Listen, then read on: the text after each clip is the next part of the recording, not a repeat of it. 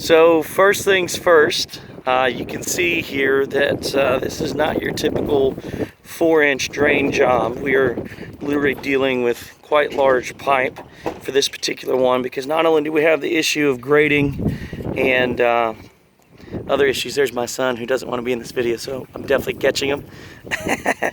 Anyways, but in addition to that, this particular yard is at the low point to the neighbor on the right and the neighbor on the left, and to the creek behind. So what happens is there is an absolute massive amount of water coming down and collecting by their house, and it's caused flooding twice. So obviously that's not something pleasant to go through, and it's expensive too. So we're going to fix that for them. But I wanted to show you what size pipe we're dealing with. We've got 8-inch pipe and we've got 10-inch pipe.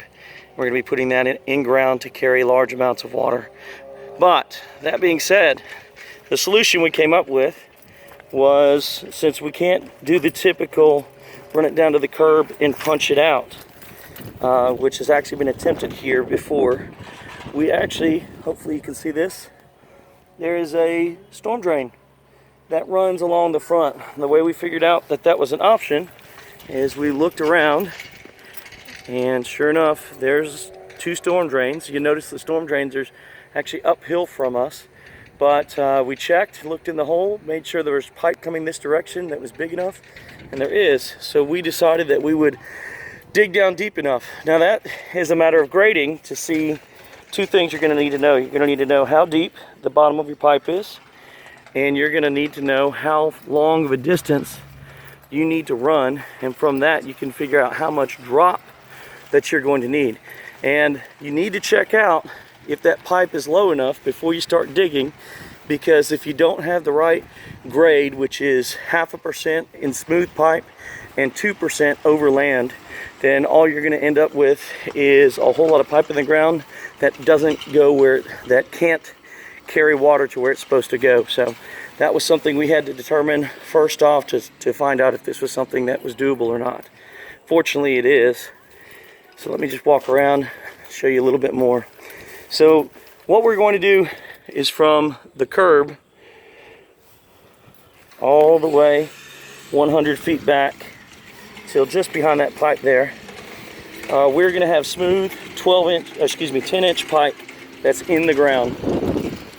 And then right here, and actually about halfway down as well, we're going to install 2 commercial 18-inch concrete catch basins, and then we're and that's of course going to catch all the water and run the water out. Now between here and there we have to have a 1/2 degree grade, which is 6 inches of drop for every 100 feet of pipe, which means from here to there, which is right at 100 feet, it's got to drop 6 inches.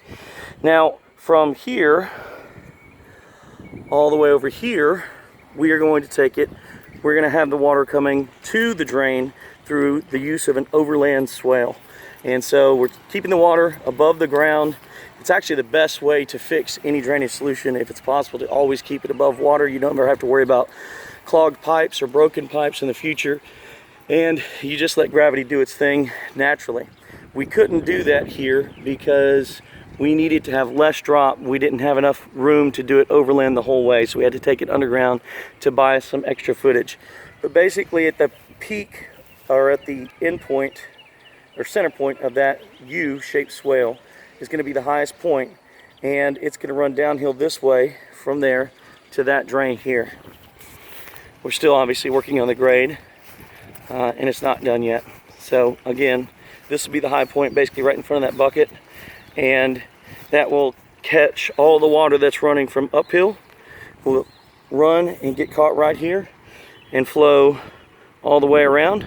We're also going to grade this section of lawn, because when this was first constructed, before the grass got in, there was heavy rains and actually brought in a lot of topsoil from over here and made this area taller than it's supposed to be, and that wasn't realized quick enough. And so what happened is the dirt built up and they laid the grass over top and kind of cemented in the problem.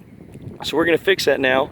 We're going to scrape all this, and we're going to grade basically from this point to here, and from this point to here, the entire area. We're just going to grade away into that swale, and the swale is going to get deeper and deeper until it gets to that catch basin. Now this is at a 2% drop. So that's 2 feet of drop for every 100 feet. And we have about 75 feet from this bobcat here, where the top point, where the highest point is going to be, to the lowest point in that grade. So we're going to dig down to where the top of the grate needs to be, and then we will create a gradual grade from here to there. And of course, we're going to check our work with a laser transit level.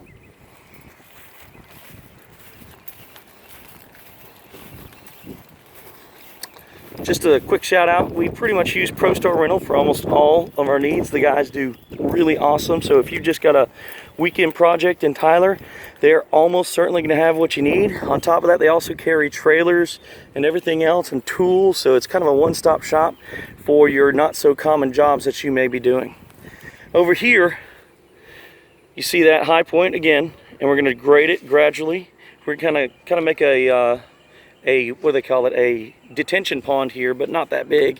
But we're going to create a large enough area to where if there's rapid runoff, it runs down to here, catches in the catch basin. We're going to take it underground again, and we're going to run that out to the side. You can see we've dug this out plenty deep to make this all work, but this will be one catch basin here, then we'll have another catch basin over here. What that'll do is the water that has previously been overwhelming this area, we're going to dig a little micro swale to carry that away from the house, over here to the drain, and then under the ground. And in order to make sure it works properly, we have a large pipe going in, 8 inches, whereas previously it was just 6-inch pipe.